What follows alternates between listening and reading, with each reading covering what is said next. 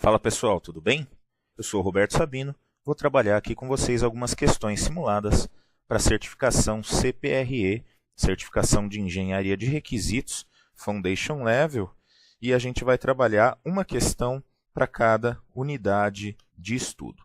Unidade 1, que a gente fala de Introdução e Fundamentos. Questão: ao efetuar uma revisão aos pares em alguns documentos de requisitos escritos em linguagem natural, após a entrevista com o usuário, você percebe uma importante quantidade de requisitos faltantes.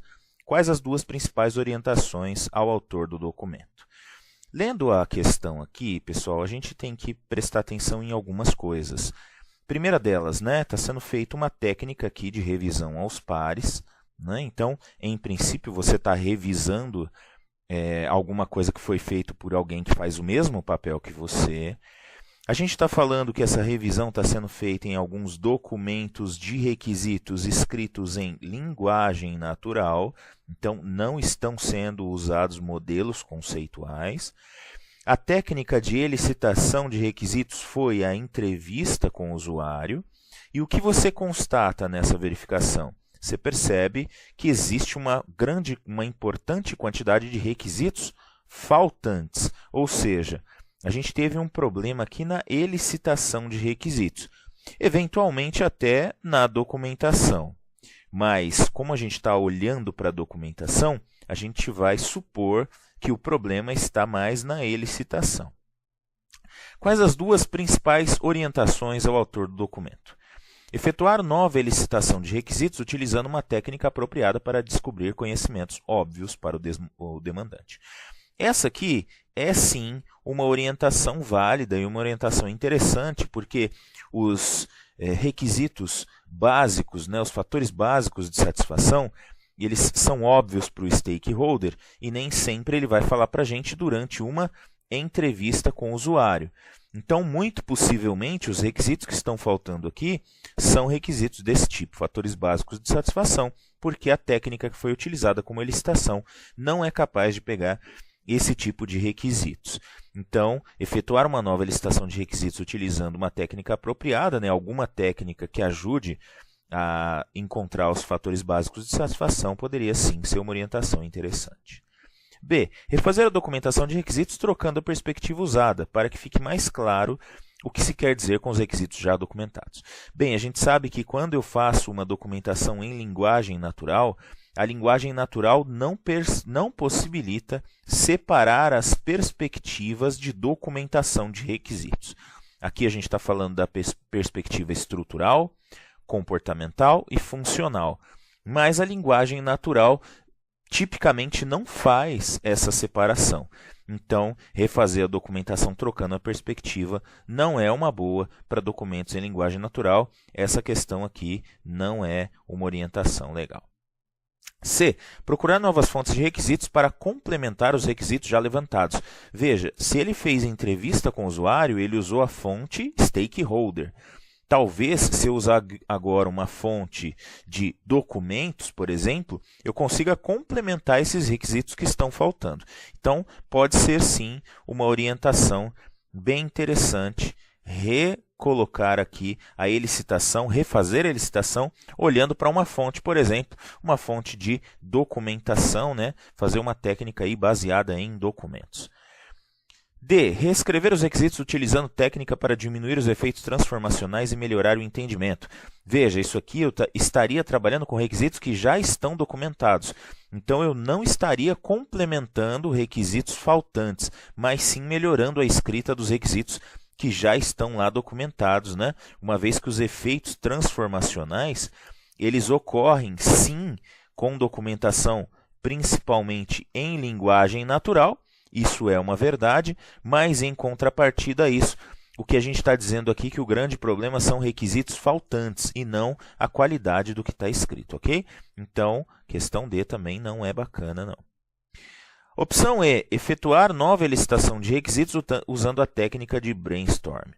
Veja, a técnica de brainstorm ela é interessante para você achar ou para você encontrar fatores inesperados de satisfação. E os fatores inesperados de satisfação, eles são aqueles que surpreendem o seu stakeholder. Então, muito provavelmente, você não conseguiria visualizar a falta desses requisitos apenas fazendo uma revisão aos pares. Os requisitos faltantes que você encontrou aqui provavelmente são fatores básicos de satisfação ou fatores esperados de satisfação, né? Conhecimento subconsciente ou conhecimento consciente. Um desses que está faltando. Aqueles requisitos que o nosso stakeholder é surpreendido com eles, você não conseguiria dar por falta deles aqui no momento de fazer essa revisão aos pares. Então essa aqui também passa a não ser uma orientação muito legal. Resposta certa, opção A, opção C, ok? Questão 2. Sobre os limites do contexto e do sistema. No papel de engenheiro de requisitos, você pede auxílio a um especialista em processo para, em conjunto com o usuário, melhorar o mapeamento de processos relativos a um novo projeto. No momento desse mapeamento, você está melhorando consideravelmente qual conhecimento? Opção A, limite do sistema. B, escopo do projeto. C, contexto do sistema. D, ambiente irrelevante. Ou E, escopo do sistema.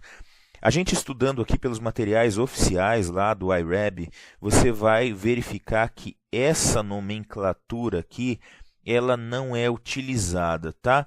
Então, escopo, seja de projeto, seja de sistema, fica um termo muito abrangente. A gente usa termos mais específicos na engenharia de requisitos, né? Olhando para essa certificação. Então, a gente usa, por exemplo, limite do sistema, ok? Mas aqui, a gente está falando, então, de qual tipo de conhecimento? A gente está falando de mapeamento de processos. E quando você fala de mapeamento de processos, você está falando dos processos de negócio.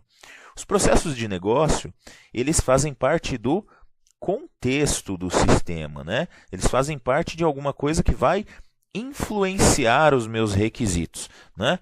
Lembram que a gente tem os meus requisitos aqui, né? Do sistema. Eu vou ter esses requisitos aqui. E aqui em volta desses requisitos, eu vou ter várias coisas que influenciam. E essas coisas aqui são exatamente o contexto do sistema. E o processo de negócio, aqui que eu preciso considerar, né? Aquele desenho do processo de negócio aqui, ele vai ser exatamente uma parte aqui do contexto do sistema, ok? Então, no momento que você está melhorando o mapeamento de processos de negócio, você está melhorando o seu conhecimento sobre o contexto do sistema, ok? Unidade 3, elicitação de requisitos. A questão é, você decidiu elaborar um material para apoio aos engenheiros de requisitos de sua equipe sobre a melhor forma de interagir com os stakeholders dos projetos. Quais duas orientações corretas podem estar nesse material? A. Conheça sempre o ponto de vista de todos os stakeholders do projeto. Veja, quando você tem grandes projetos, você não deveria pensar em conhecer o ponto de vista de todos os stakeholders, porque vai ficar inviável para você, em questão de custo ou até mesmo de logística, você conhecer o ponto de vista de todos os stakeholders.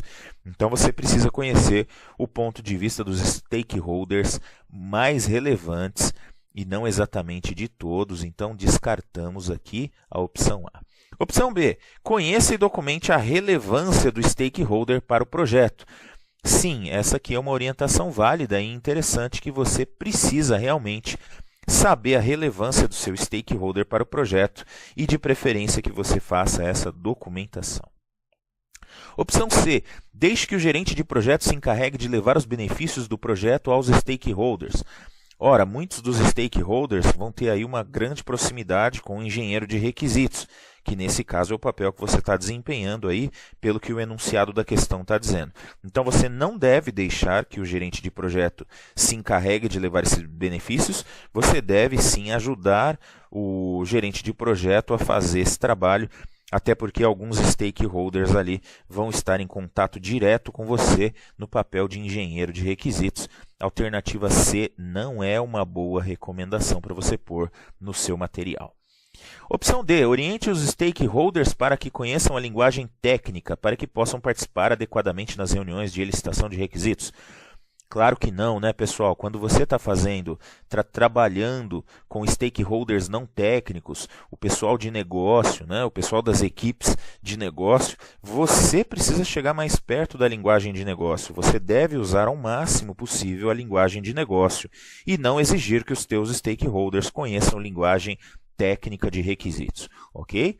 Então, a alternativa E, procure apresentar ideias alternativas, mantendo respeito ao ponto de vista do stakeholder, sim, é uma ótima recomendação.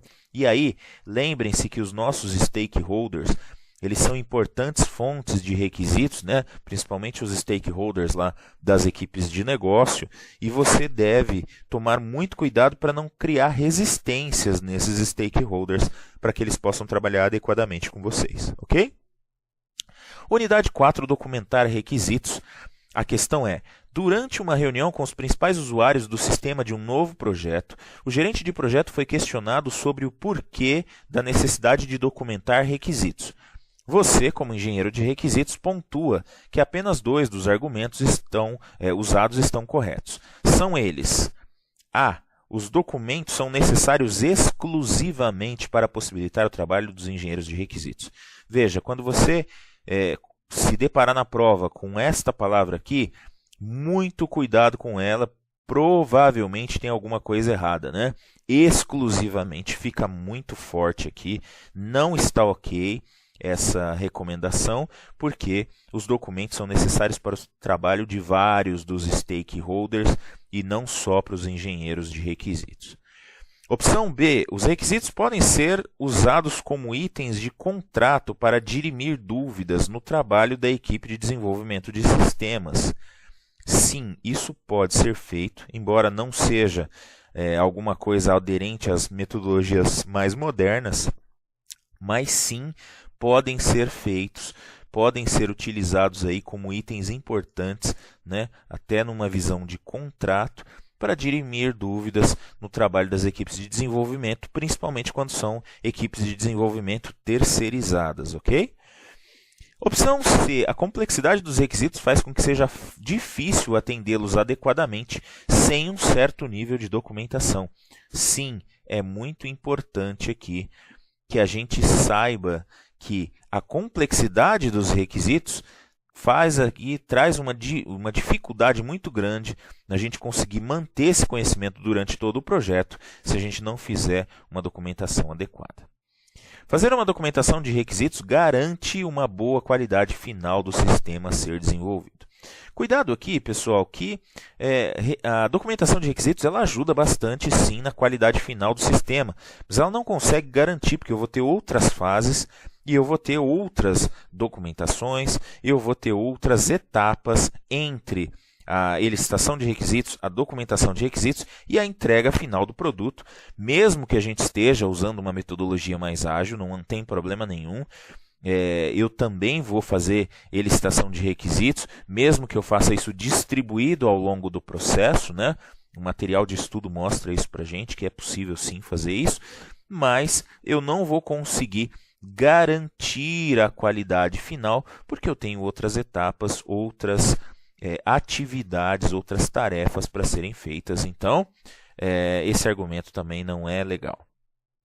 Alternativa E. Os documentos de requisitos são a principal fonte de informação para que os desenvolvedores executem o seu trabalho. A gente tem que lembrar aqui que entre as atividades da engenharia de requisitos e as atividades de desenvolvimento, a gente tem uma fase importante, que é a fase de projeto e design de software, né? Que a gente está falando de uma abordagem mais física, né? Uma documentação de componentes de sistema, uma documentação, talvez aí um diagrama de sequência ou algum diagrama que mostre fisicamente como que eu estou organizando ali o meu software, como que eu devo desenvolver. Então, eu não posso dizer que os documentos de requisitos são a principal fonte. Eles vão ser uma fonte importante? Sim, mas eu deveria ter fontes principais ali, como fontes, documentos de design de software, ok? Tudo vai depender do nível de documentação que eu vou usar, do processo que eu esteja usando, mas não é legal a gente fazer essa relação direta entre requisitos e o trabalho do desenvolvedor, porque eu deveria ter uma parte de projeto de software, ali, né, design de aplicação no meio delas, ok? Unidade 5, documentar requisitos usando linguagem natural. Você atua como gerente de projetos de um pequeno projeto para desenvolvimento de algumas funcionalidades isoladas para uma prefeitura no interior de São Paulo. Ao indicar ao seu engenheiro de requisitos que fizesse a especificação exclusivamente com modelos, ele apresentou alguns argumentos para que isso não fosse feito. Assinale a veracidade de cada um dos argumentos apresentados com verdadeiro ou falso. Então, perceba primeiro que a gente está falando aqui de um pequeno projeto, ok? Então, a gente está falando aqui de poucas funcionalidades, né? Uma prefeitura, então a gente tem que pensar sempre aí em alguma coisa menos complexa, tá bom? Item A, né? Argumento A. A documentação em linguagem natural gera menor ambiguidade que a documentação por modelos.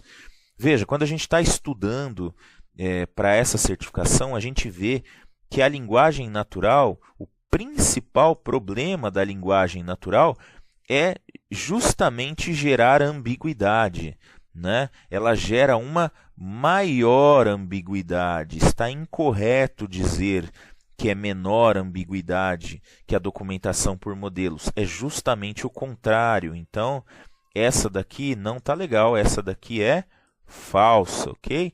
É uma alternativa falsa. B. Documentar requisitos usando linguagem natural exige menor conhecimento sobre o negócio por parte dos stakeholders. Cuidado para não ir muito afoito aqui, né, dizer que é verdadeiro, porque eu estou dizendo sobre conhecimento de negócio, não estou falando de conhecimento sobre a sintaxe dos modelos, tá? Então, documentar requisitos usando linguagem natural exige menor conhecimento sobre o negócio por parte dos stakeholders? Não. E a forma de documentação, linguagem natural ou modelos conceituais, não influencia especificamente na quantidade de conhecimento que o stakeholder tem que ter do negócio para fazer um bom trabalho, ok? Então, essa aqui também não é uma boa alternativa, também é uma alternativa falsa. C. A documentação usando linguagem natural é mais fácil de ser utilizada por não exigir conhecimento específico por parte do stakeholder.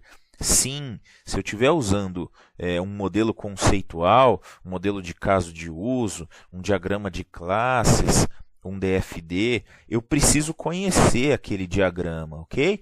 Então, a documentação em linguagem natural ela é mais fácil de ser utilizada, porque eu não preciso ter nenhum conhecimento específico. Então, esse argumento aqui é verdadeiro. D. Uma documentação composta por partes em linguagem natural e partes feitas com modelos tipicamente é mais completa. Sim, também, né? A documentação lá de estudo da certificação, ela mostra para a gente que sim, eu devo usar sempre que possível uma composição entre linguagem natural e modelos para que eu possa ter uma documentação mais robusta e possa usar ou obter o melhor dos dois tipos de documentação, ok?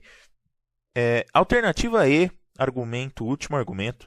Os modelos são mais difíceis de entender e mais complexos de elaborar. Veja, eu não posso dizer que essa questão aqui, que essa opção aqui é verdadeira, porque isso aqui vai depender do nível de conhecimento que os stakeholders têm dos modelos conceituais. Eles podem ser mais difíceis de entender se os meus stakeholders não tiverem bom conhecimento sobre modelos. Então, os modelos conceituais eu preciso ter conhecimento. Mas a partir do momento que os stakeholders têm o conhecimento, eles passam a ser mais fáceis de entender. Por quê? Porque eles são mais concisos, porque eles têm uma parte gráfica que facilita o entendimento. E eles são mais complexos de elaborar? Também depende de qual é o nível de conhecimento dos stakeholders sobre os modelos, ok? Então, essa alternativa aqui ela não pode ser considerada como verdadeira, ela é uma alternativa também falsa, ok? Porque aí vai depender do nível de conhecimento dos meus stakeholders, aí, ok? Unidade 6, documentar requisitos usando modelos. Você foi contratado para compor uma equipe de engenharia de requisitos que está participando de um grande projeto. Observe quando você estiver lendo as questões, isso aqui faz diferença, tá? Um grande projeto para desenvolvimento de um sistema de gestão integrada. No momento, a equipe que trabalha modelos orientados a objetos e conhece bem o ML, olha como ele está dizendo para você que essa equipe conhece bem o ML. Precisa especificar a perspectiva funcional. Qual modelo você sugere à equipe usar? Vamos lá. Diagrama de caso de uso é um diagrama da UML, só que quando a gente vai ver lá na documentação de estudo, nos materiais oficiais, no livro oficial lá de Fundamentos da Engenharia de Requisitos do IREB, a gente vai ver o seguinte, que o diagrama de caso de uso ele é um modelo que eu uso para ver as funcionalidades em alto nível, né? É aquele desenho que eu tenho os atores, tá certo? E tenho também os casos de uso que vão ser usados. Esse é o modelo de caso de uso. Só que ele ainda não está na perspectiva funcional, ele é uma visão anterior às perspectivas, né? Ele está num nível mais alto aqui. As perspectivas, as 3 perspectivas, elas estão aqui embaixo, né? E aí eu tenho aqui comportamental, estrutural, né? E funcional. São as 3 perspectivas, funcional, estrutural e comportamental. E aí aqui eu vou usar modelos que atendem a cada uma das perspectivas, mas o modelo de caso de uso, ele está aqui, ó. O use case, ele aparece aqui em cima numa visão anterior, ok? Então, não é essa opção aqui, tudo bem? Diagrama de fluxo de dados. O diagrama de fluxo de dados, DFD, ele vem lá da análise estruturada, ele não é da UML, ok? E ele disse aqui que a equipe conhece bem o ML e trabalha modelos orientados a objetos. Então, isso aqui exclui o DFD, não é uma boa opção. O DFD vem da análise estruturada, não é da UML. Não é da UML e não está, então, indicado nesse cenário aqui específico. Só que tem um detalhe, ele mostra sim a perspectiva funcional, ok? Diagrama de classes. O diagrama de classes ele está ligado à perspectiva estrutural, certo? Então, também não é uma boa alternativa, porque eu estou pedindo aqui, ó, eu estou pedindo para vocês perspectiva funcional. Diagrama de atividades. E aqui, ó, esta aqui é a alternativa correta, porque ele é o diagrama que mostra a perspectiva funcional e, ao mesmo tempo, é da UML, ao mesmo tempo te traz aí uma boa visão da perspectiva funcional.